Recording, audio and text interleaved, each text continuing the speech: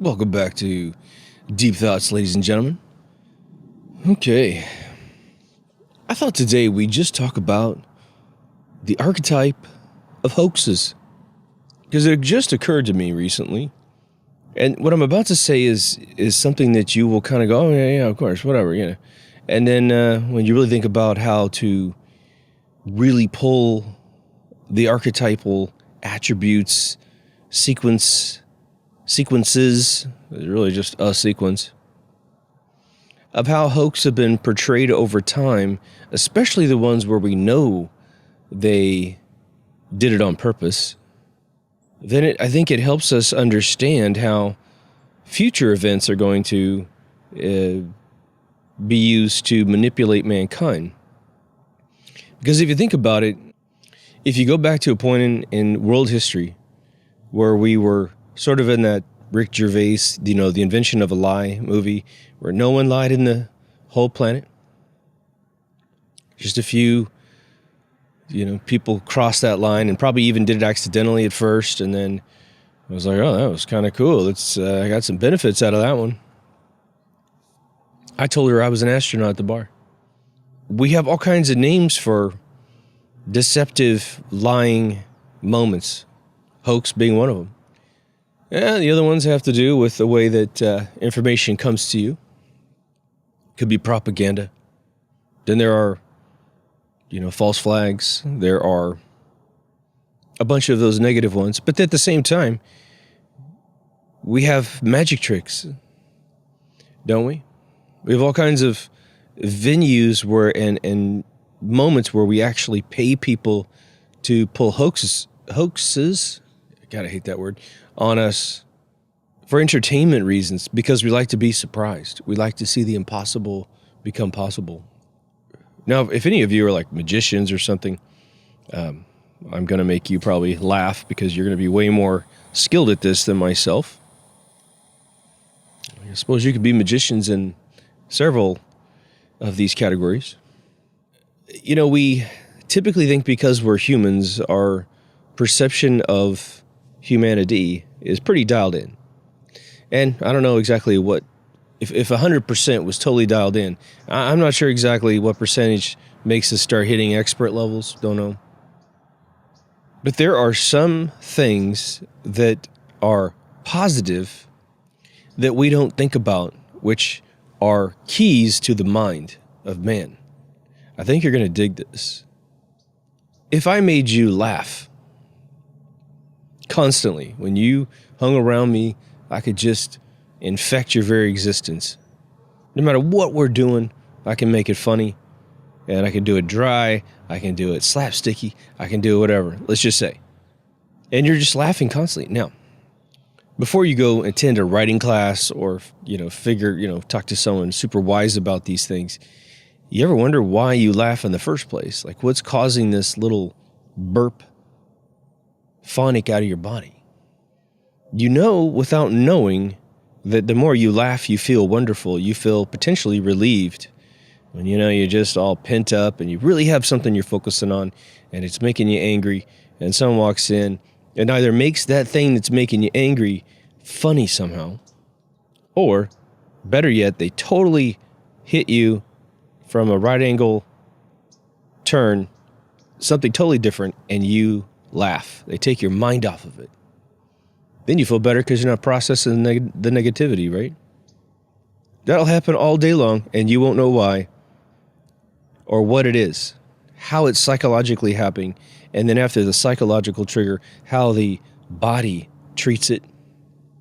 That's getting a little bit better because the internet's around and you have little doctor's articles. Well, I heard this, I heard that. So that is helping. You ever think why beings orgasm? Now, I'm going to give you two scenarios so you can think it through. But honestly, either one is pretty phenomenal, pretty amazing design, pretty strange thing. Now, most of us who believe we were designed, and you could be an evolutionist and still accept design through sheer survival of the fittest sort of thing. We needed to feel really good procreating. So the orgasm was just like this little piece of candy after you did well at the dentist, which was always really funny. Here, rot your teeth. See you later. Use that toothpaste, Billy. But there's a conceptual thing going on inside your consciousness, which could be located partly in the soul, partly in the mind. It also triggers a body effect, of course. Now, when you're with somebody else and you're having this experience, it's, I think, a little easier to understand, even though we don't, or it's easy to feel like you understand it, but we really don't understand it. I mean, obviously you know how to make it happen. But why is your body erupting with all kinds of just wild stuff going on? Now, there's people that have a very mental one, and there's people that have purely physical ones. People with problems actually doing it are typically people with just a physical imprint on the moment, right? They are they're just waiting for the mechanics of their body to give them sensory input to have that climactic moment. When you can be with the right person and it's conceptually amazing, then the event becomes 97% mental, 3% physical. And that kind of person has them when the wind blows too hard. But now, the most amazing thing about, you're like, I clicked on a video about the hoaxes and I got this orgasm talk. Love this channel. Now you're by yourself and you are getting a climax at some end moment. Obviously, there's some physical involved, but a lot of people realize that, you are putting something into your head that is getting your body to the emotional state of climaxing. But you're doing that all by yourself. You are constructing a fictional thing in your head, whether you be watching something or watching something inside your mind. I don't know if people can do it without any input. Sure, that's possible. I think you're always thinking of something, whether or not you remember thinking of something or not. I think you are. Why am I going on about this? Because I think you have to understand that there is a tremendous frontier of unknown associations within the human mind that are going to control how a hoax can be pulled off on you. Anything that can manipulate you, you have to find out whether you're naive about something, whether you feel like you're really weathered about something. It really has to do with, fool me once, shame on you. Fool me twice, shame on me. Meaning, hey, anyone can trick someone one time, but you should learn the archetype of the trick and therefore not be tricked again. So if you're foolish enough to be tricked again, well, you got to stop and meditate a little bit. Now, I've never really known anyone that has ever had that truly happen.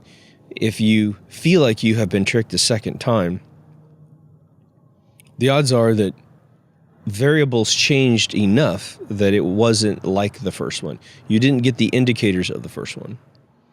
But there's the old one. There's the old little trick where someone walks up and depending on the frequency, they'll say, oh, you got something on your shirt. And you look down and they flick your nose. Or, and so you'll be like, oh my God, that was good. That was good. Crazy. Weird.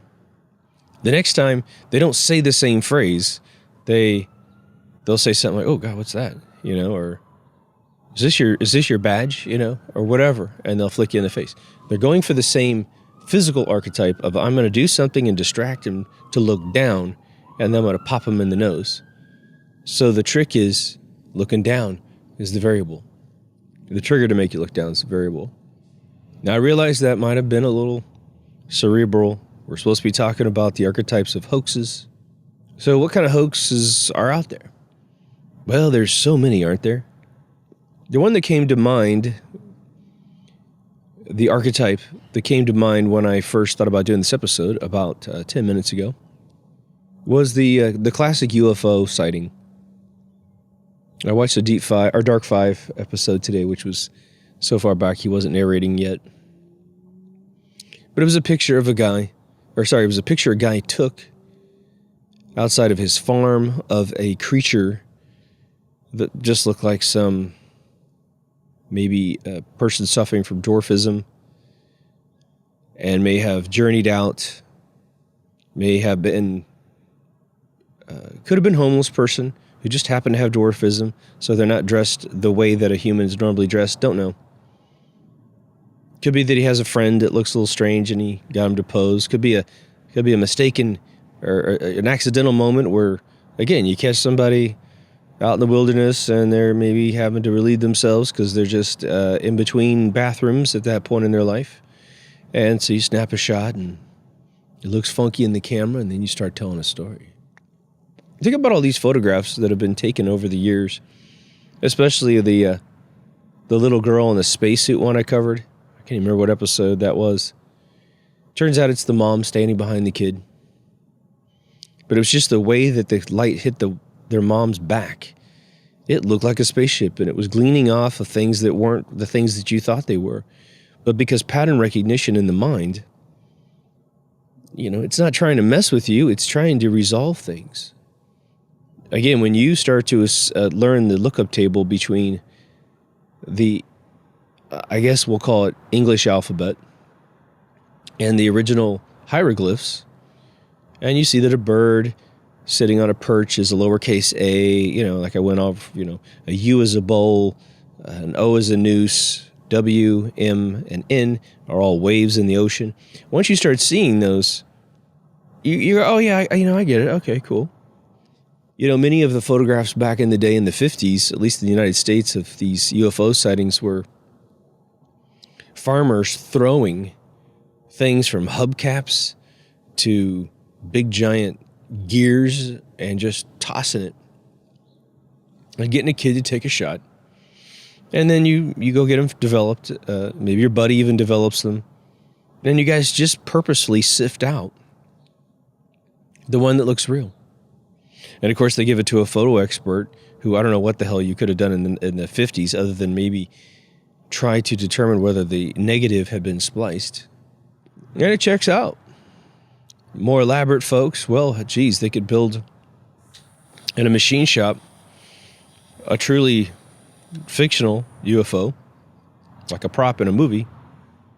They could put it on a crane, lift it up really high, and then at some point they could pull a lever and it detaches and it's going to fall. It'll be destroyed the minute it hits the ground. But you have 4 or 5 cameras and you're taking pictures, and oh my God, it's real. Then you get into the archetype. In any case where a UFO is truly detailed in view, usually only one person in the entire world's got a picture of it or ever seen it. When it's lights in the sky, then everybody sees it because it's just balls of light, which could be military exercise dropping flares. It could be even to do it to create the illusion. But the other one is plasma energy leaking from the crust of the earth in a desert. Phoenix lights. And the lights over Washington, D.C., I think over the Capitol building, were utterly wild to look at. There's the Foo Fighters, I guess. Wasn't it Los Angeles or something? One thing I want to remind you about things like that might be a factor. I've heard it every once in a while, but it's not mentioned that often. Your enemy wants to remind you how close they can get to you. They may have no intention of warring with you, and they know that you're sophisticated enough that you're not going to react in war with them, even if they show you how close they can get to you. But now imagine some of these exercises are Russia putting some aircraft over Washington, D.C., dropping flares on parachutes, or maybe even synthesizing a little bit of plasma energy. Just knowing when you burp these things into the atmosphere, they tend to rest. I don't think those are what those were. When Barack Obama became president in 2009, very, very early after he took presidency, if I have the year right, we had a missile shot out of a submarine off the coast of California. I think it was Port Hueneme. But I've seen the picture. And they kept denying to the public that they knew what this thing was. Well, it could have been. The assertion, I guess, in the communities that try to follow these kind of things, was that the submarine was that it was a submarine and that it was from China, and all they were doing is sending a message saying, this is how close we can get to you. Yeah, maybe. It's romantic that way, but maybe not. Who knows? Could have been a local inventor. But say that these things happen and the government finds out very quickly. And that was a good one. Russians dropped a bunch of UFO-looking dots over the Capitol building. A bunch of people took pictures of it. Now, we obviously can't tell the people that Russia can get that close to us because in our own hubris, we want to believe that everyone else is stupider than we are. So we'll tell ourselves and our comrades that we can't, our fellow Americans, that we can't tell them this because they'll freak out. It's another way of coveting information. Isn't it interesting that no matter what you want to believe, you know that the sightings of UFOs and the sightings of Bigfoot feel and match each other almost identically. No matter how choice your footage is of a UFO or a Bigfoot, and again, Bigfoot's funny because there's a lot of people dressed up in costumes. It's always a remote sighting. No one can ever find it again. And the other thing is that within those two genres of sightings that excite us, we have people admitting and getting caught that they were faking things.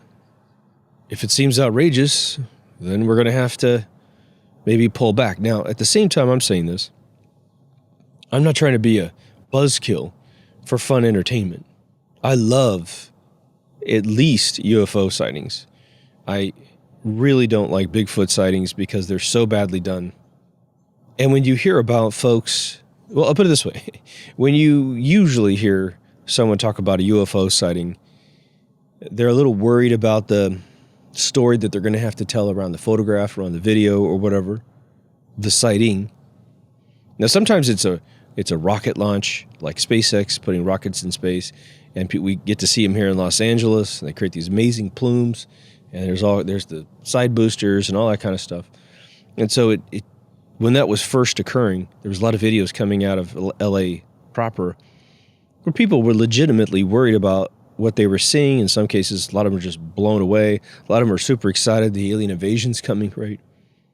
But people remain fairly skeptical aside from the handful of UFO abductees, right? That's a little bit different, but that's still a hoax for some. You also have your copycat groups that come out and try to usurp the power of perhaps a legitimate sighting to get benefit from society, to get a story. Now, I don't even know how we morally would judge anyone for creating a great hoax, really entertaining millions, if not billions of people with their hoax. They never get caught, but they, you know what? Because they provided entertainment that, aside from charging perhaps admission to hear the story, whether it be a movie, an appearance, whether you're doing harm, like we always like to say, I'm not so sure. I'm not so sure if a hillbilly tells you that Bigfoot existed. What's the hillbillies? I can't remember which state they were in, but they said they had Bigfoot in a freezer. They had caught one and they put it in a freezer. And they were taking all these cryptic pictures of it because ice had grown on top of this thing. It went on for months and months. I probably found it maybe a couple months into its report, thanks to the internet. And the funny thing was, you looked at the photographs and you think, depending on how astute you are with Hollywood props or you look back in time for costume designs, you're pretty certain you're seeing a costume. So, but they can get away with it because they're hiding it. They don't want anyone to take it from them. I mean, all these excuses why perhaps a shady tree anthropologist would be protecting what they have, right? But the hilarious thing was that the cops finally said, wait a minute, what if this is a human body that's decayed and someone's got their wife in a freezer because it was just the only way they can do it. Now they've covered up the story by making it sound like he or she, whatever this thing could have been, was a person in a freezer. And so the cops demanded to see it. And of course, these guys coughed it up that it was indeed a Halloween costume that they had just simply thrown in a freezer. So didn't hurt anybody. They entertained a lot of folks. For those who are probably really trying to prove that Bigfoot exists. I'm sure in their mind there's harm being done to the credibility of their movement. I think never being able to find one when you want one is pretty bad on your credibility. You got billionaires, literally dozens of billionaires, who over time have either cashed out of their company and said, I'm going to go find UFOs, or they cashed out of their company and said, I'm going to go find Bigfoot. And they'll rent planes with infrared, and they fly over all the regions of America where these things are supposed to be, and they never find anything. So I could see them being upset. What other type of hoax archetypes are out there? And hopefully while you're hearing this, you're reevaluating perhaps things that you have been told. And again, if you determine that something is a hoax that you previously thought was true, but it brought you joy, brought you happiness, just chalk it up that you're growing up. And now you can see the magic trick and how it's done. But, if you had a buddy, like I've had magician friends, and they do a trick, and for many performances, you are in the audience, and even though you've seen it several times, and you keep looking, and you get little indicators of things, but you don't understand what those little indicators are. Like the dude would reach in his back pocket, but you looking at his left hand, but you see it on the fourth attempt, or fourth performance, I guess you could say. And something's going on with that hand. I don't know what it is. So you kind of get it. But now let's say your buddy finally tells you how it works, because perhaps you're going to assist on stage. And so you're thinking, man, I don't want to know how this works, because then the magic and the feeling of that reward will go away. But every single night he performs that, or she performs that, you notice the audience is where you were. The whole audience. And they're having a blast. And now you shift your positive endorphin feedback, your dopamine feedback, now is triggered off the audience's performance. And the magic and discipline and talent of your friend is even higher. For one particular reason in general. They are able to recreate this event without mistake every single time. My buddy Jeffrey Bornstein, he used to be known as Jeffrey Steele. He does a trick in a nightclub where he has a woman come up and give him their wedding ring. And he has a trick where he manages to hold the ring in his hand, and then he ends up snapping his fingers as part of his thing. I think that's the way it works. And he shoots the ring, like a wedding ring with diamonds on it and stuff, clear into the floor and underneath everybody who's watching the show. And he kind of, oh man, sorry. Well, don't worry about that. We'll get it back, And of course, intelligent people laugh and they're like, oh my God, that can't be my ring. That just can't be my ring. He would have never done that and blown it off. So let's keep going with this trick, right? And he eventually pulls out a wallet that is completely sealed, 2 or 3 different compartments, and on a keychain inside the wallet is this woman's ring. But you've been looking at the guy the whole time. And I've seen this trick done so many times, it's crazy. Now, theoretically, I know how he does it. But obviously, at some point really early in the trick, while everyone's watching, as soon as the woman gives him a ring, he has switched that thing in his hand to a dummy. Now, 2 things are occurring. He has to react to dropping someone's ring as if it is a total mistake. And he pulls it off every single time. His voice inflection, his expression on his face. But he's also kind of got this dopey character he plays on top of it to make it even more believable. This guy is just bad at magic, right? No one's ever chased the ring underneath the chairs. Ever.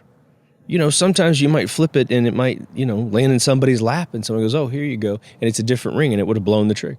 That has never happened to my knowledge. It's so convincing that on 2 different occasions, women attacked him, punched him in the face once. But he's a stuntman, so before he was a magician, so no big deal for him, man. Sylvester Stallone cracked him in the head once on a bus and literally broke his nose. But he's also a Marine, so no problem with that. It just goes on and on. But do you ever get the idea or the feeling that we don't really want to figure any of this stuff out? that we want to keep a little bit of magic in our heart as much as the internet's trying to tear it apart. I think most of you understand that there's a couple channels, if not probably 10 dozen channels on YouTube where magicians are telling you how tricks work. There used to be that show on TV where the guy would wear the mask and say how tricks work. Everyone's trying to figure out who that guy was in Los Angeles. That was a legit show. I mean, people wanted to take him out, man, because he was ruining one magic trick, one magic show after another in Vegas and around the world. Now, fortunately, people who like magic will always go back to the show, and they won't watch those shows because they don't want to be told that it doesn't exist, or that these things are not real magic, sorry. And I think that's the way that people metabolize UFOs, Bigfoots, religion. They just go, I'm okay. There's no law that says I have to yet believe what you believe. So, I find this entertaining. I'm not going to mess with people who read tarot cards because I like that. I like people reading my palm. I like it. I like astrology. I like numerology. For whatever reason, it clicks with your soul. It is a bright moment in your day. It's a little bit of entertainment, right? One of the funny things I used to do is when you get a newspaper with horoscopes in it, based on the zodiac signs, I'd read the wrong one to somebody. What are you? Oh, you're a Pisces. And I'd read them Taurus. And they'd be like, oh my God, that's so me. And it was like, oh, yeah, it's crazy, right? Crazy how accurate that is. Because they wanted to believe it. And, out of a paragraph of attributes that supposedly describes your astral personality, very accurate to some people. Now, I'm a Virgo, and Virgos are always said to be very meticulous, creative people, and it usually sounds just like me. Incredible how that works. But I know plenty of people that are born the same day I was born who have not a single lick of those attributes. And they have other very positive attributes that probably match other signs. But, okay, yeah. It's my reality, right? It's my consensus for my sphere of influence. It's interesting. What else do we know about the archetypes of hoaxes? And what other attributes affect the composition of a hoax? Some of you might have read in history that there were, I guess you could say, junior astronomers, if not for the time, expert astronomers, who had figured out the calculation and GPS location on Earth of where the next solar eclipse was going to occur. And they would track the sun. I mean, this must have been thousands of years of a particular family tracking this such that the algorithm popped out, or someone documented it, someone kept grabbing the documentation, moving it forward in time. But the second that they realized that a solar eclipse was going to occur by a kingdom with a king or a queen, they would nut up huge, grab their gear, and go to the castle or whatever. And they would usually compose some sort of threat. It varied over time. They might say that your crops won't grow if you don't, I'm going to shut off the sun if you don't give me money. And if without the sun during the day, then none of your crops are going to grow. Yeah, because an eclipse during the day, a full one, and you don't know anything about any theory of anything, it's going to be dramatic for your consciousness. Still happens to this day. So here comes the eclipse. It starts occurring. The king has told this guy to go screw himself. And it starts eclipsing. And the king panics and says, give him whatever he wants. Just bring back the sun. And sure enough, it's going to be a natural process anyway. And you imagine what that event really looked like. It would be a funny Mel Brooks movie, History of the World Part 2 or something, where the guy's like, because he knows it's going to take a few minutes for that thing to crest and get out of the way. Of course, with just a minor amount of the sun fully exposed, it does light up the day pretty good. But he's got to fiddle with time because it's going to take a little while. Well, okay, well, your guy, just tell your king you better not ever do that again, whatever it is, right? Okay, yeah, sure, whatever. Just bring back the sun. Well, come to think about it, now maybe I don't want to do that. It just keeps delaying it out. And the guy's trying to broker everything in the last second. Give me that horse. Give me your daughter, or whatever. And he's just putting a bunch of stuff on the Barbie. Then a UFO shows up and blocks the sun. And the guy gets his head cut off. And the UFO goes home. The printing press and the ability to record facts in and around an event has greatly impacted the archetype of a hoax, hasn't it? Like I said, religions were able to form in mass prior to the printing press. If sub-id has anything to do with it, from my previous episode, then the printing press was a mechanism to project into the consciousness of man, once you manifested to this reality, what is and what isn't, thus taking control back, literally, from the gods themselves. Because before that, you were able to contact your gods because you weren't sanctioned by other people's writings. So photography comes around, and it kills the folktale in a large part. Especially when cameras hit, I guess, like pocket camera level stuff. Really small cameras, you had easy facilities to go get them developed. It was a little more expensive back in the day because you had to buy a roll of film. And it took time to load the camera and to snap it and then cock it again, roll it up and do it again. So if a UFO was doing a lot of crazy stuff super fast, you wouldn't necessarily have the ability to record that as a layman. But then the 20th century comes around and we have 8mm cameras. But still, you have to have the camera loaded, ready to go.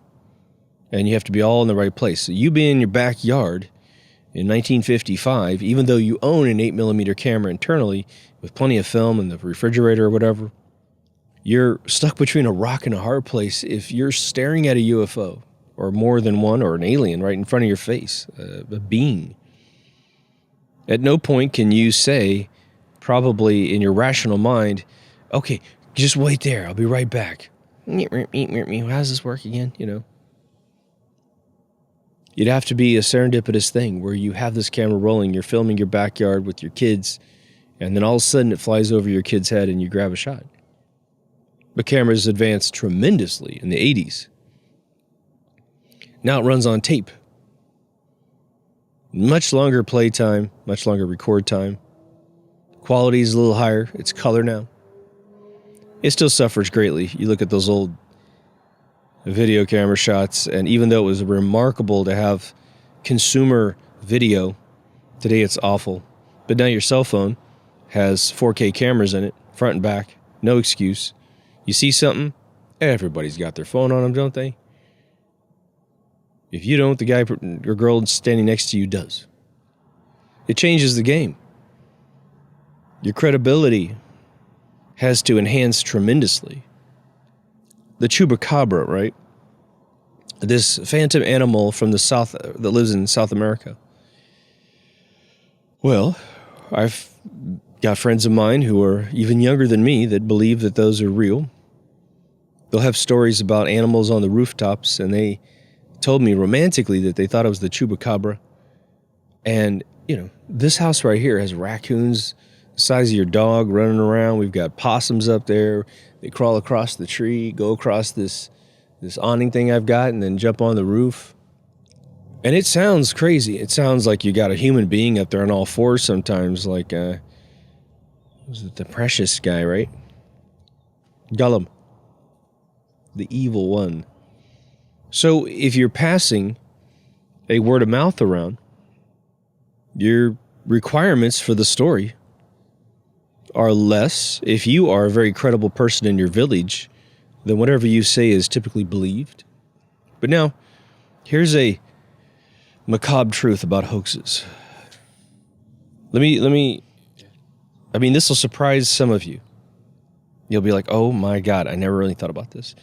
And others, you're going to be like, yeah. It's George Carlin's old joke, which we're going to say here. George Carlin once said, he thought that NASCAR and racing in general was the dumbest thing in the world, driving a car in a circle. He says, I only watch those shows for the crashes. I want to see fireballs and death. And he goes, that's why I watch them. And he's joking. Now, if you're in the racing business, it's probably not as funny. If you ever study Formula One racing and study how many people died, there's compilation videos of all the people who died racing. There was a point when a wreck equaled a death. And then there was a point where a wreck was just an inconvenience, which is hopefully where we are now. There's a couple exceptions to the rule. But no one wants to admit it. But the truth of the matter is, you get dopamine drops when you see those things. We all know about the day in September 11th, right? Horrific, amazing, groundbreaking day of destruction. And I remember watching those towers explode and fall to the ground. Now, a big chunk of my brain is going, oh my God. Like, I am processing all that I can with my mind at the time, which was completely shut down and asleep. I'm thinking about lives being lost. I'm thinking about America being attacked. I'm thinking about just the mess that it just created downtown and how fast that's going to ever get cleaned up. But doesn't that go for every single moment like those? You are watching a car race and there is a big giant pile up and you get dopamine drops during these moments, and dopamine will never make you feel bad in your body except for when you go into withdrawal of it not being there. So here we are in the middle of realizing something really negative and we're getting turned on. That's in a worst case scenario is the only reason why I mention that, so that you can recognize, hey, when horrific things happen, you turn on the TV or whatever back in the day, there's a hostage situation, there's this, there's that. You are freaked out a little bit, and you're also getting the, this stroke in your mind of some sort of positive thing, chemically speaking, right? Now, part of it's probably your mind trying to pad the experience because they realize you're in a, fight or flight situation a little bit. So now, dial that back to all the hoaxes we've been talking about, plus any other you can think of in your mind that are typically construed as a positive one. UFOs, Bigfoot, theories of lizard people, and interdimensional this or that, time travelers.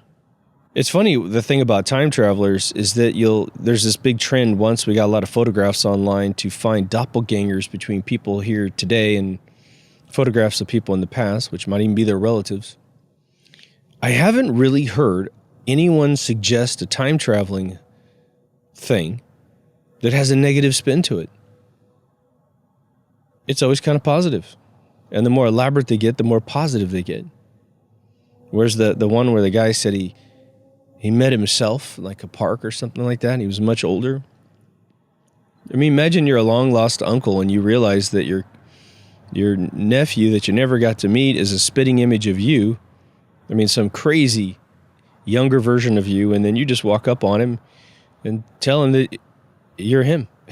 And unless there's a scar or something that person has that you don't have, you'd have to have every mole, you'd have to have every anomaly.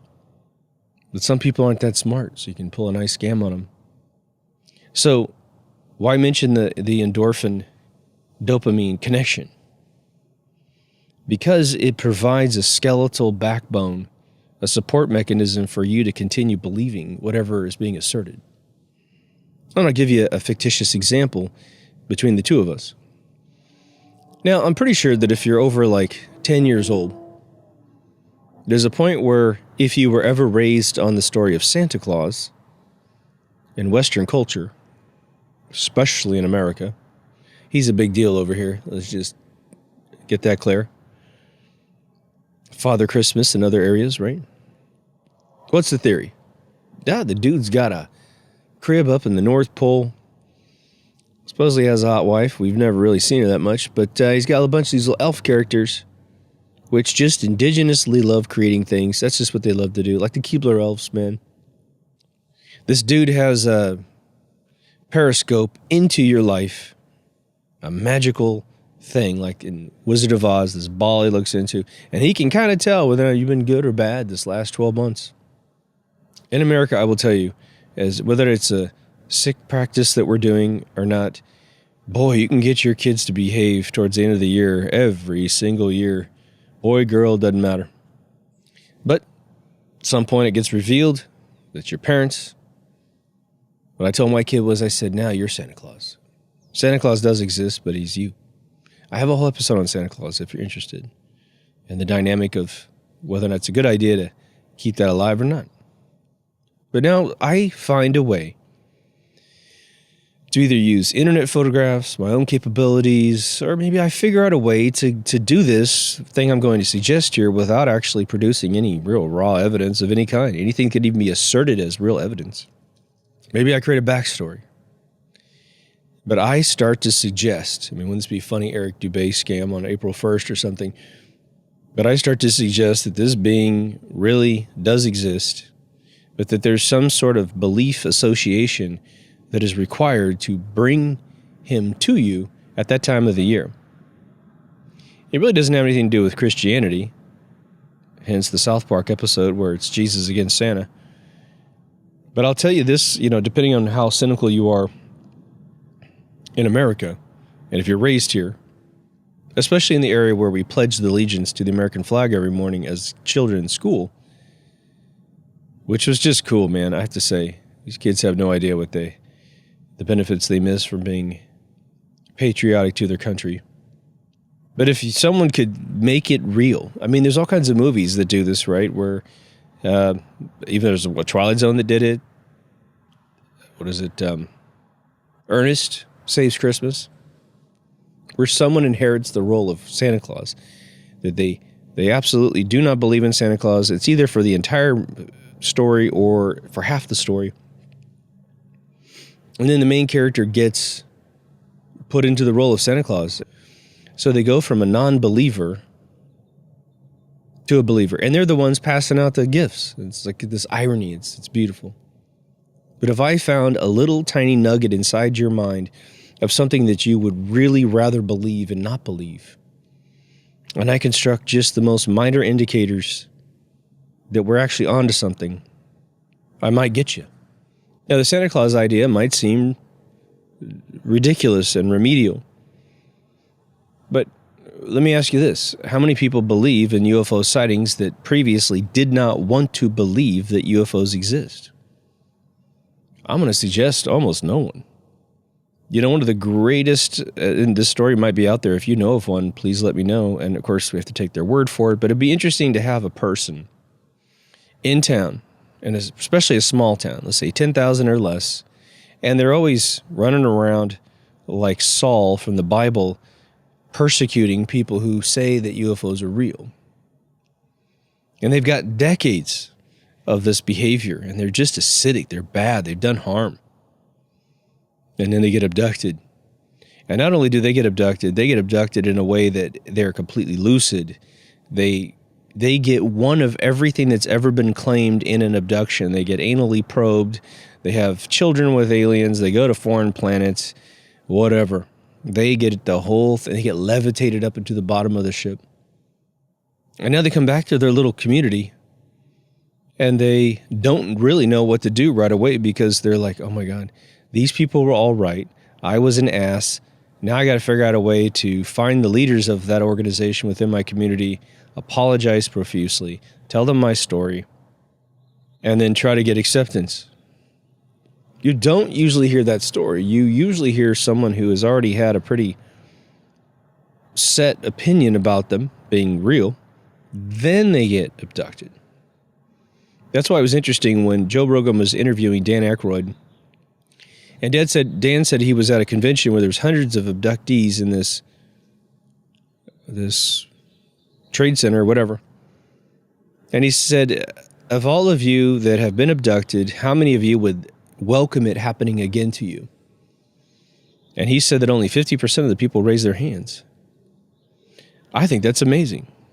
Some people absolutely hated the experience that they had. Now, of course, the The thing I mentioned a really, really long time ago, and I don't remember exactly what episode it was, but I want to repeat it here because I meant to repeat it more recently and I forgot.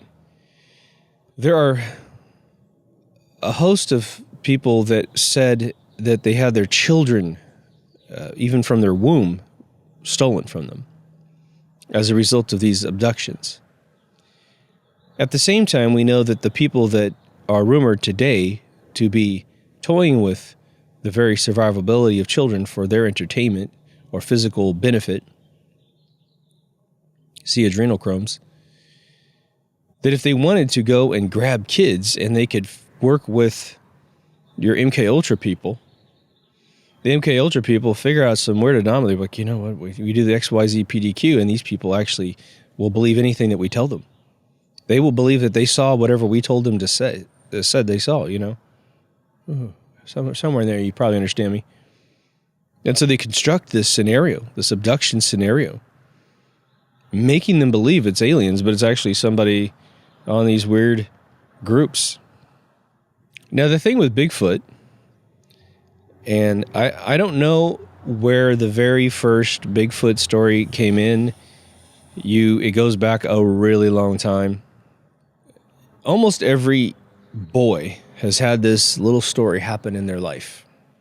A boy is out hanging out with his buddies, hanging out maybe with even his elders, his bigger brothers, father, uncle, whatever. I'm trying to figure out if I know I've done this, but I can't remember exactly one scenario off the top of my head. But what happens is you get freaked out by something. Let's say you're in the wilderness and a deer, a buck, comes around the corner and scares you. You scream like a little girl. And your relatives are like, oh my God, you know, this must be a bear coming after the kid. So let's, you know, they rush in and you're okay. And then you don't want to say that a peaceful deer freaked you out.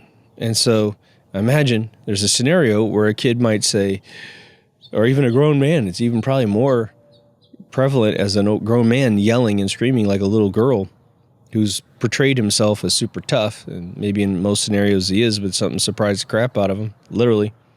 And so he constructs the story. Oh, it was a big Yeti, and oh my God, you wouldn't believe how huge this thing is. Oh yeah, well, where'd it go? I just ran that way, man. Believe me, man, you don't want to catch up with it. Well, we got a bunch of guns. Let's go do it. Okay. And then, you know, every broken branch, you know, by a bear, you know, bucks that carve their horns or they polish their horns on little trees, so they're all damaged. It's all organic. It's all stuff that really happens. Now that's a Yeti that did it. It's a Bigfoot that did it.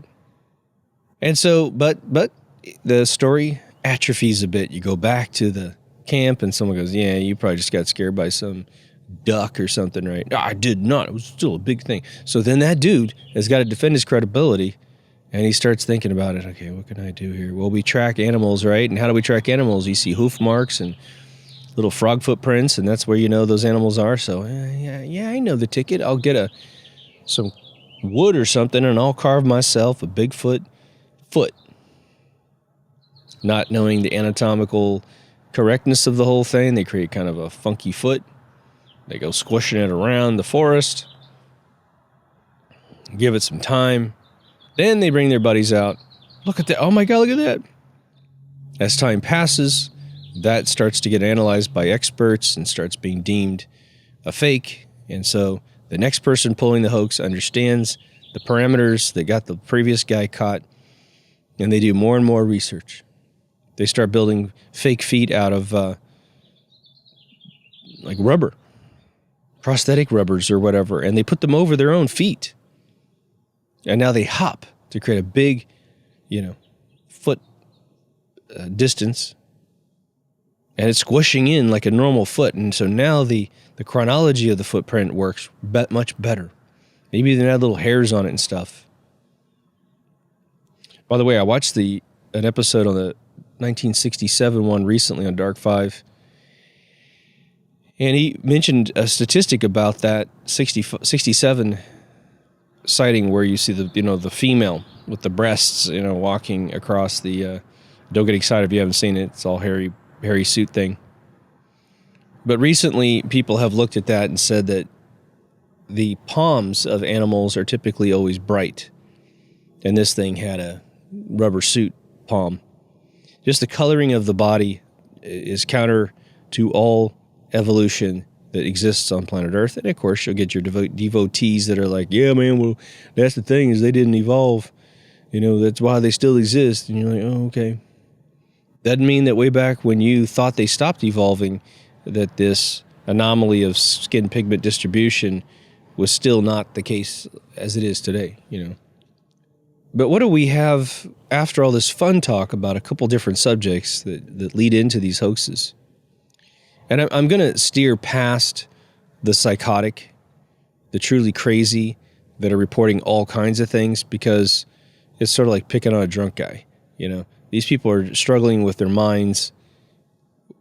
We don't need to vet them because the problem stops at their consciousness, having routine problems and seeing, you know, if you had someone that was crazy that you didn't know they were crazy, but they start reporting to you UFO sightings or whatever, and then you go to their house to sit down and talk with them to try to get more shots of these things because perhaps they say they're seeing them all the time. And then you find out that they think their toaster's talking to you. Well, why aren't you, you know, you're not answering the question. They're like, what? What question? Well, my toaster's asking you a question. I don't know why you don't hear that, you know. I saw a tweet this morning, which was very interesting. And the tweet was something to the effect, it was a total projection of her internal mind. And it was something to the effect of, big tech is making everyone go insane because they can't communicate with each other. Now, I wouldn't have used big tech. I would have used the crisis that causes you to wear a mask. That's the one that's keeping people away from each other and making them go crazy. But this person posts on social media, I think without a doubt, every 5 to 15 minutes of her existence, from the moment she is conscious to the moment she goes to sleep. And so the threat of that almost mental dysfunction, that addiction to something that is absolutely fruitless in her life, she is feeling suicidal because that is being taken away from her. It's freaking her out. And because she needs, and it's funny, before this tweet, I would have thought she was a very mentally stable person. But she is angry, of course, that all of her followers are being taken away.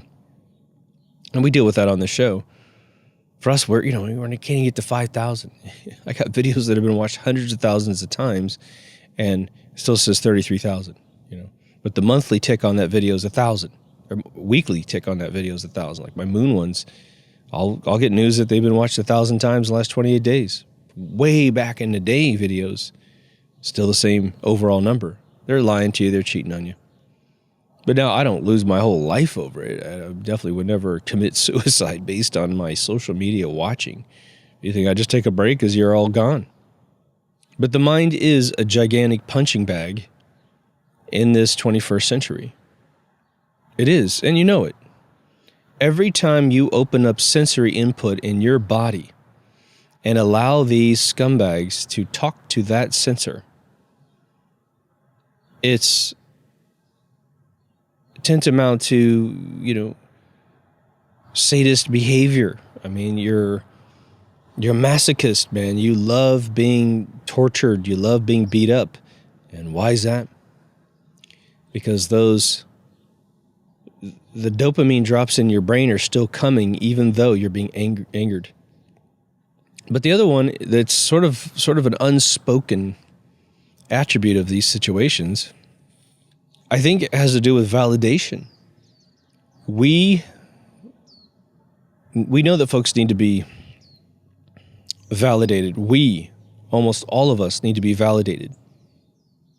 But I'm not sure we completely understand the minutia of validation. I could probably do a whole episode on it. I won't, unless I really run dry on things. You personally want confirmation within your own mind to yourself, from yourself, that what you are thinking and what you have put in the true, false, maybe piles at least the true and false ones especially, that is a correct assessment of that information, that methodology in your brain, in your life.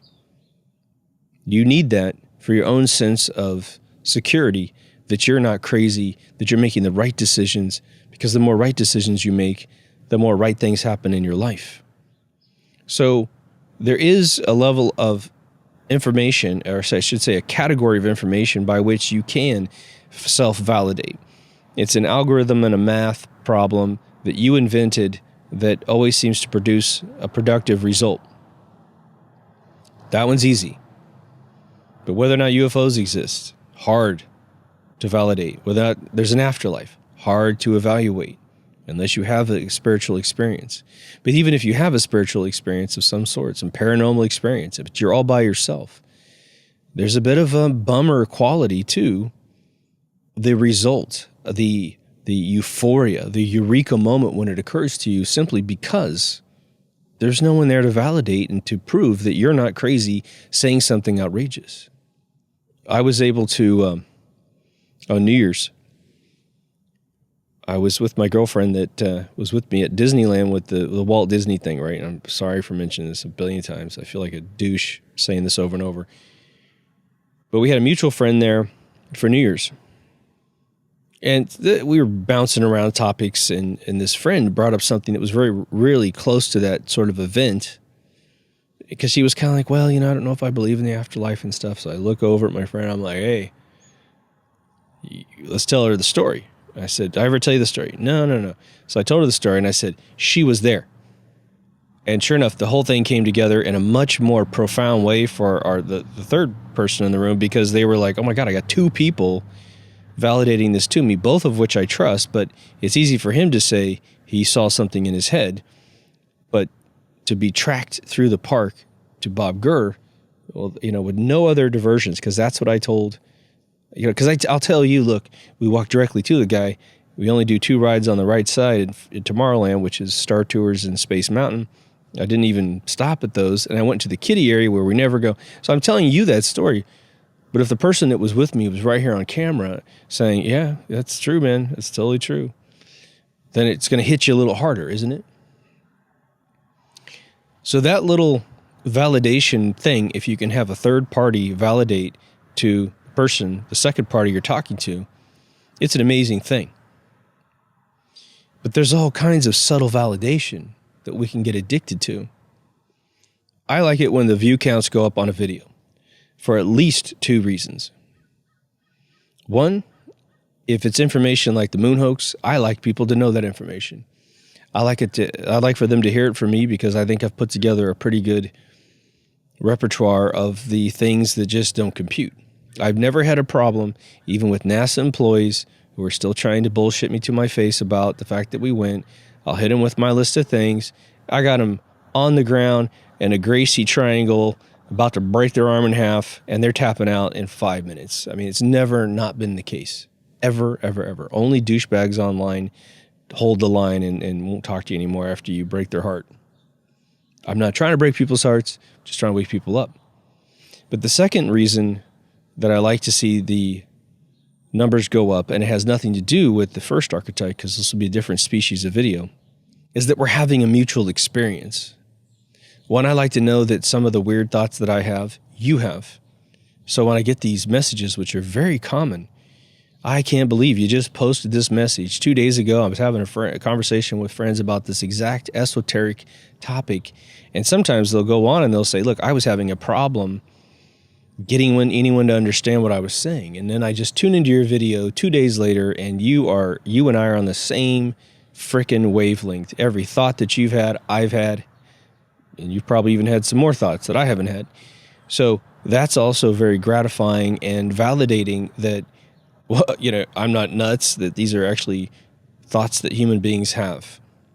And that's why I find most of the videos online, even though they might be entertaining and informative, boring. Because no one's going into anything unless they have a source that told them that this is the way a particular concept works. A long time ago, Season 1, I think it's like in the 80s or so. Just look this up on deepthoughtsradio.com if you have any interest. But it's called The Unknown. That's literally the name of the episode. Just look up the word unknown on the website. What that episode's all about is the fact that we don't, rewind, human beings who elevate people up to academic status, academic rock starness, like, again, Neil deGrasse Tyson or Carl Sagan, they are allowed to go into various processes. Could be a math thing, could be they're stepping on shoulders of other skeptics who are trying to figure something out. They're skeptical, but they're trying to figure out what it is. And as long as it's abstract away enough, when Carl Sagan talks, everything Carl Sagan is saying is true to some people. Same thing with Neil deGrasse Tyson, whose college education is probably going on 40 years now. Okay. So what that archetype is teaching you is that you have to go through these individuals just like a church. You can't get to God by yourself. God has rigged the whole system so that pedophiles are between you and him. And they have the key. Jesus gave it to the Pope, right?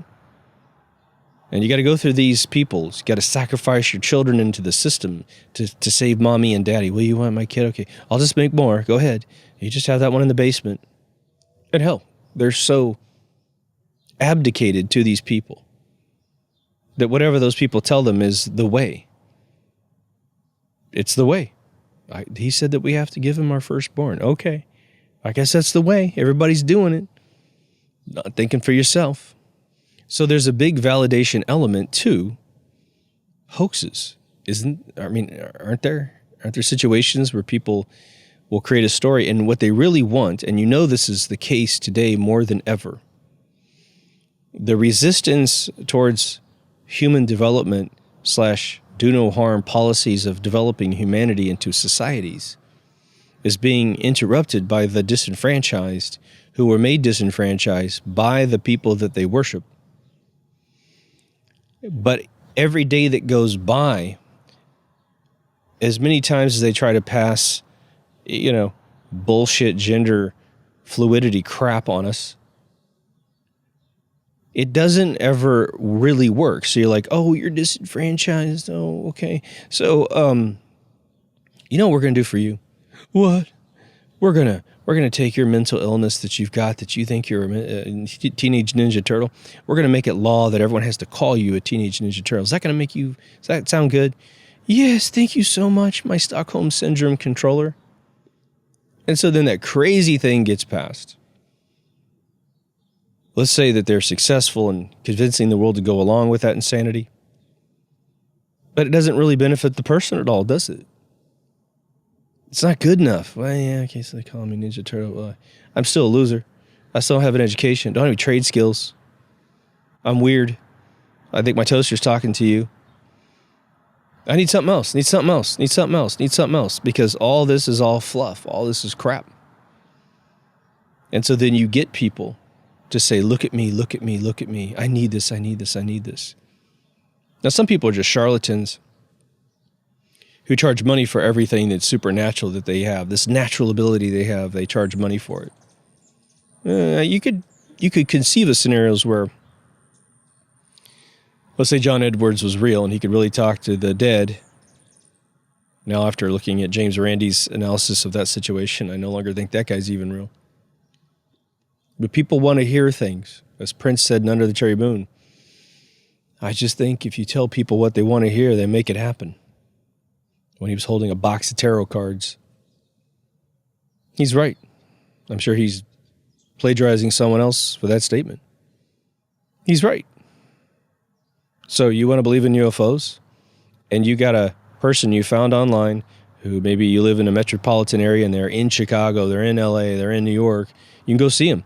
Go see him speak. You want someone to convince you that this is real. And so it's entertainment on one level, but if you take it beyond entertainment, it could end up being a very destructive thing. Now, I think, again, one should explore all things, and again, it's very difficult to prove a negative. I've been told you can't do it.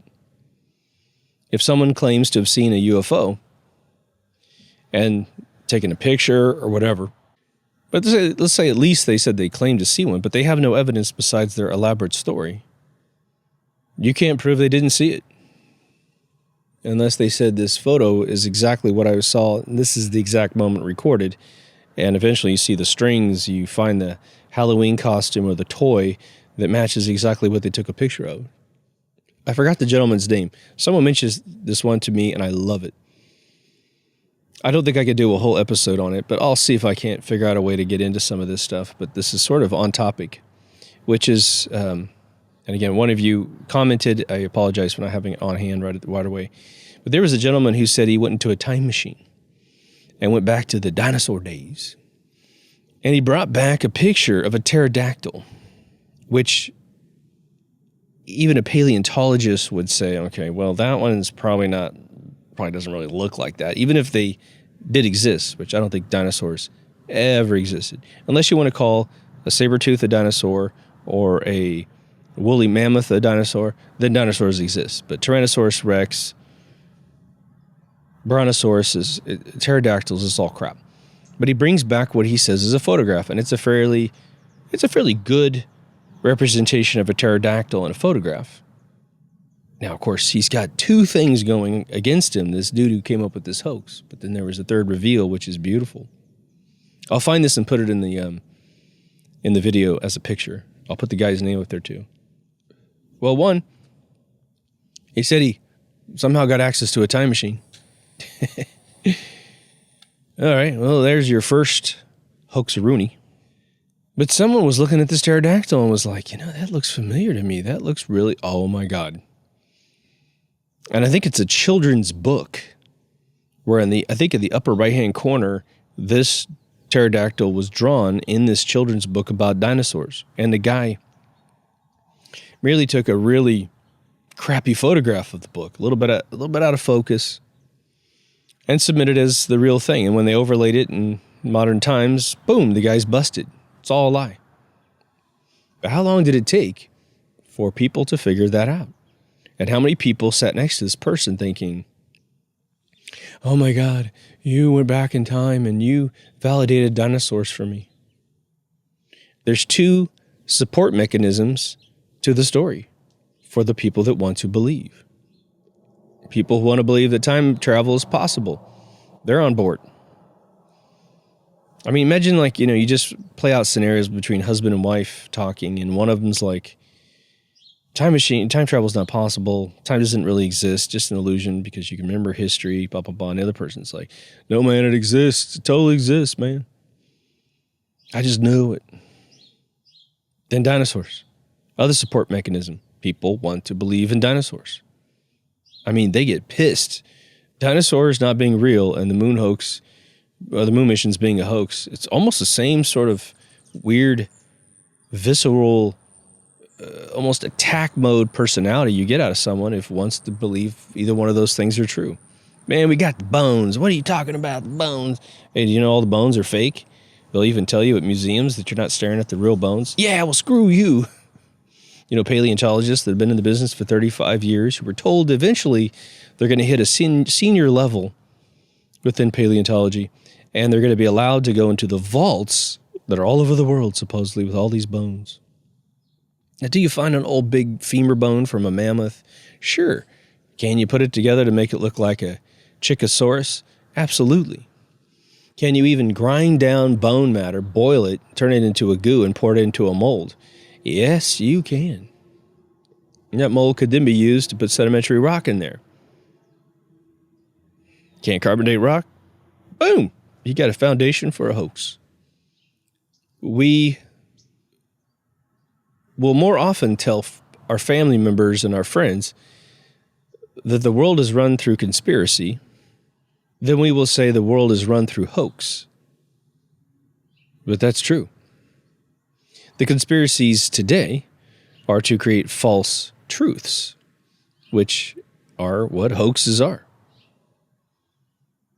But they put inside the hoax a scaffolding of support mechanisms, like I-beams of things that you want to believe. They want to believe that a world leader who's never done anything racist in his life is a racist. The guy's already way richer than you'll ever be. So you hate him or you love him.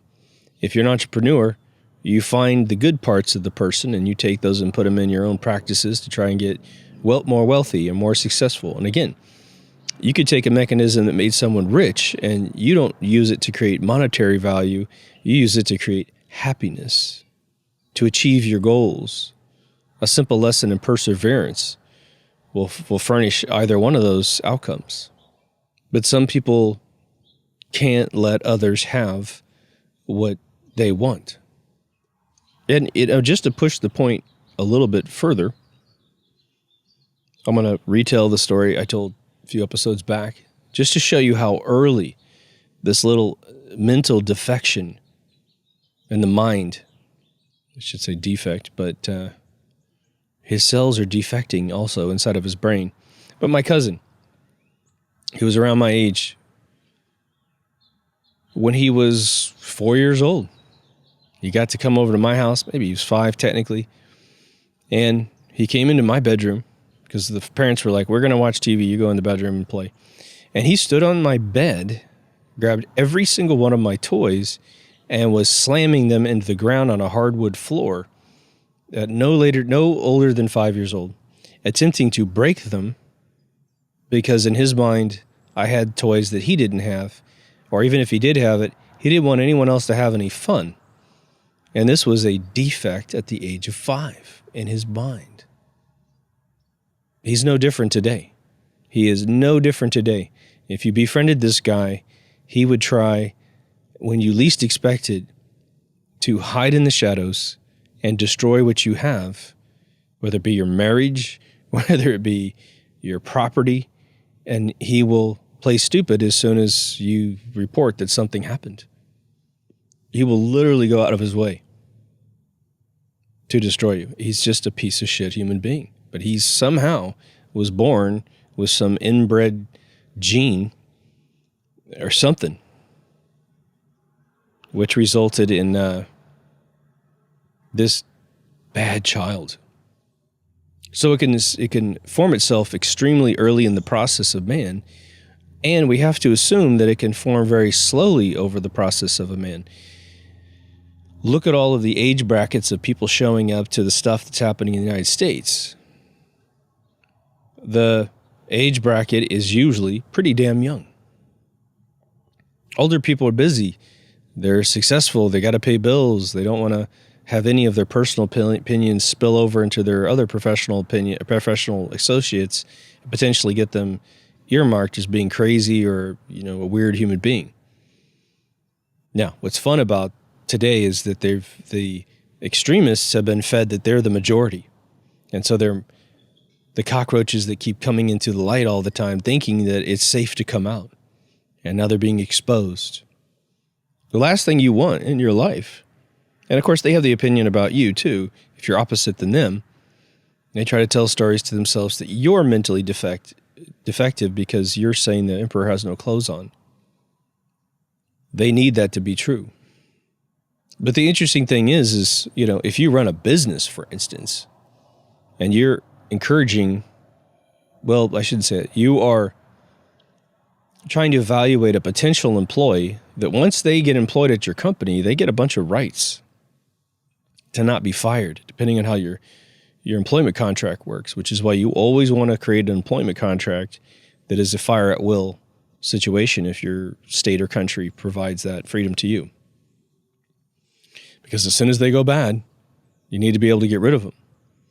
But there's still stipulations that they can pull on you to extort money out of you.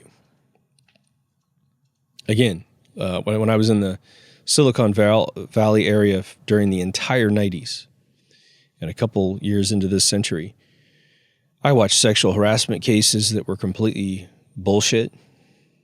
Some woman wanting to get a little bit of free money. She never worked very hard. She saw a Sports Illustrated calendar and in someone's cube and tried to literally get $100,000 out of supposedly being damaged by this calendar. It's something you could buy at the local grocery store. It was advertised on TV. All the images that are in this calendar were shown on television. But she didn't try to go sue the local television. She didn't try to sue Sports Illustrated. You can't do that for Playboy or Hustler and just show the inside centerfolds and go, this is what you're going to get if you send us $9.99. Can't do that, can you? Because that's explicit material. But a calendar was not deemed explicit. She simply saw a younger body, probably someone who's either genetically predispositioned to have a beautiful shape, but also probably goes to the gym, probably doesn't eat crappy food. And there was a jealousy envelope there. How dare you show me someone that reminds me of what I'd really rather be? You know, it's almost, and when you think about, like, let's say you go to a gym and you use the showers because you don't want to go to work all sweaty. So you show up in your gym clothes, you bring your clean clothes, you show up in your gym outfit, you go get all sweaty, get everyone else's goo all over you, and you go take a shower. Well, dudes are walking around naked with their towels on. No one's going, oh my God, I saw someone else's body that was better than mine. I'm suing you because I saw that. But that was the basis of her case. The other super common one in the Bay Area was if you weren't white and you got fired. It was always a racial thing. Now, does that kind of thing happen? Sure. Does sexual harassment happen? Oh, yeah. Way worse than some stupid calendar on a wall. One of my close friends that work with Whole Foods, she told me the CEO and a bunch of people during her watch, which I have no idea if those are the same people that are in there today, would just talk about, she would recreate the conversations in the break room or even during meetings. And apart from, I think she even said one person exposed themselves, but that may not have been the same location. But definitely the subject matter being discussed in these rooms were like beyond inappropriate. I mean, if this was someone saying this stuff in front of your wife, you'd knock their teeth down their throat. I mean, you know, weird stuff like that. So that stuff does happen. I don't mean to invalidate that, but I know of a couple cases where people got the job, came in and worked a couple weeks to figure out the play, and they actually had senior positions well over folks that weren't of the same racial group. So they were in charge. They were in charge of all the other people. And they would cease coming to work and cease completing work when they came to work. And eventually, they got to work for like a year at like $120,000 in 1991. This is one specific case that my girlfriend was involved in because it was her boss. And they personally never had any issues.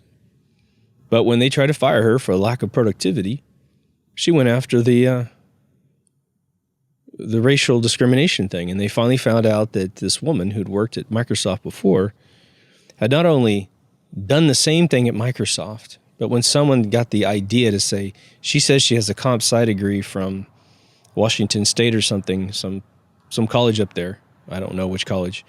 They went and called the college trying to validate the degree, and they said, yeah, no, this person dropped out of school and left a year and a half and never got the degree. Lie. So the hoax archetype comes in so many different ways. From the person looking for a little bit of attention. You know, one archetype I think is very interesting with UFO situations has to do with the amount of old farmers, old dudes, and sometimes they drag their wives in it. It's always kind of awkward when the wife is dragged in because you could just tell they're having weird conversations after they expose the hoax, where you can see the wife's usually not ever the instigator if it's not true. And during the interviews, the guy's like, yeah, and this happened, and that happened. And they go to the wife, and she's like, oh, my God, this is getting worse. Because every lie he tells about our mutual experience, I have to remember what he said. He may not have any problem remembering his lie because he does it all the time, but she may not be a liar, so she's kind of going. Inside her mind, she's like, shut up. Like, you're up to like 50 things I got to remember about our abduction. Now, some folks have some pretty good radiation burns and a bunch of other stuff, so something did happen to them. I don't mean to invalidate the ones that are real. But the amount of like old guys that, again, like I said, channel aliens, they talk like this. I am Voltaire from planet. There's a guy that does that. For real, man. He had seen too many sci-fi movies, but what he was doing, as he's in his 60s or something, He's only got, 10, 20 years worth of life left. Who knows? For all we know, he's been diagnosed with stage 4 cancer. He's just having a blast on the way out going, what's this? And so so there seems to be like a weird age bracket where this stuff starts popping out of people, at least in the 20th century. And this episode is not about judging people or, saying one person's a bad person, one person's a good person. What this is all about is hopefully exposing a little bit of the metaphysics behind hoax architecture and replication and repetition, such that you can hopefully, after this episode, borrow from those old UFO sightings where you think maybe, or they were totally exposed, or you think it might have been a hoax, and look at the stuff that's coming out of the media today, or out of a politician's mouth, or a banker's mouth, or something that's going to really result in you suffering.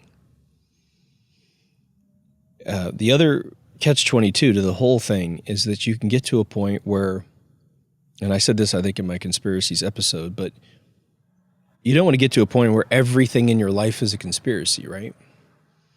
And it typically, I will just simply tell you, if you were brand new to anything relating to a red pill of any kind, I would say to you that unless you are massively enlightened already, and it doesn't matter what age you are, random stuff wakes you up, and that's just the law of the land. But you will most likely go through months, maybe even up to years of your life where you're obsessing on everything being a conspiracy. The catch-22 to the catch-22 is you may find a really good source of red pill information that's already been vetted by millions. It's 10, 15-year-old data, maybe even 50 to 100-year-old data, depending on what path you're going down. The financial system goes back hundreds and hundreds, if not thousands of years, right? Jesus turned over the money changers in the temple. Doesn't matter if Jesus was real or not. Someone wrote that in the book. And money changers are who runs the world today. So whoever put that story together knew they wanted to create a bona fide enemy of the people, and their savior is turning over their tables, telling them, you better change your ways or you're not going to see the promised land. Then that person becomes further a hero, never paying attention to the fact that during their entire existence, during the entire existence of that story, of that mythos, those money changers have never lost power. Quite frankly, they have almost gotten to a point of total eclipsing of anything that would be construed as not in their control. You want to see as much as you can see.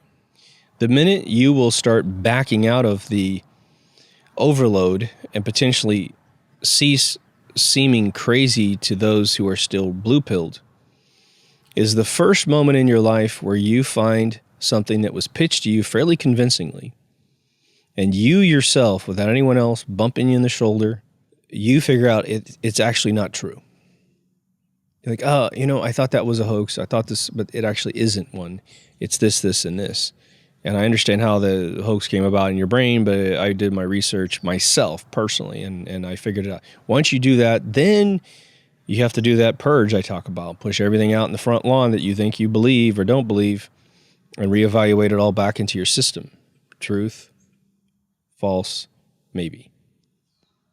So I hope this is valuable. It's, I'll tell you, there's one thing about this show that I'm noticing, which is, it's sort of an unfortunate critical mass problem that I notice in this situation. Let's say this episode is good for you to open your mind a little bit, and you're doing your own associations and connections and assessments. But let's say I have, out of 570 plus videos, let's say I've got 200 that are pretty good at doing this to you. They're mind opening. Again, hopefully it's more your DNA by the time the episode ends than my DNA, and I'm just triggering you to go in these directions. The bummer is that, one, I think few people go back to old episodes, but two, I don't personally have a method to easily, with the time that I have available to do the show and edit the show, to really keep almost a college level curriculum of these epiphanies, let's just say they associate with each other. That's why I try to mention episodes that are related to the one that I'm on, so that you can go further down this path if this is something that turns you on. And then it might be that in that episode, because it's 2 through 3 years old, I'm mentioning other episodes that go back even longer, and that you're able to keep hopping back and forth. The one thing I never have time to do is to go into my videos and rewatch them in edit mode on YouTube, and then drop the link that when I say that video, the link comes up, because I don't find that that has much value, because you're not going to stop watching them when you're watching to go watch another video. That's why that mechanism to me is insane. That's why deepthoughtsradio.com is so important, because the search field is worth everything if you're interested in a particular subject matter. And I try to categorize the videos, but even the categorization within self-improvement, which is where a lot of these end up, or social is another gigantic area that has a lot of these little nuggets in there. It's hard to further qualify it so it's easy for you to find a thing, because we're talking about the esoteric being analyzed, aren't we? Shouldn't be that way, but it is. But anyway, on that note, if you haven't been to deepthoughtsradio.com, please go. Everything on there that you could possibly want that I can offer you is on there. So we have, the only thing I want to say, because there's video, audio, social media. The social media, because of recent events, Parler has been added back to our, I don't think I ever took it off, but I also put back on their Gab, because even though their site is struggling horribly right now because of a surge in traffic, if that's where people are going to be, then that's where we need to be. Twitter turned the account on, but we know everyone's leaving that platform. So whatever. They unlocked our account, so I put it back up there. But anyway, the only other thing important is the ability to contribute to the show. So many of you have been so generous during these really tough times to part with a buck. Hopefully I am giving you your value. But yeah, if you haven't joined Patreon and you want to get the episodes potentially 12 to 24 hours before everyone else, that's the way you do it. You get the drop the second that I'm uploading it from my computer, which usually takes about, 20 minutes to process so you can watch it. But you can wake up, you can be asleep when I drop this thing, and when you wake up, you get to watch it 12 hours before everyone else, get your comments in, which means I definitely get a laser-focused response to your comments, because you're coming in hours early. And I still am looking at the views of the Patreon folks before I launch it. But hopefully you guys are enjoying the simultaneous release on all platforms too, which I'm going to continue doing to the best of my ability. But anyway, take care of yourself and someone else, and I'll see you on the next Deep Thoughts. Over and out.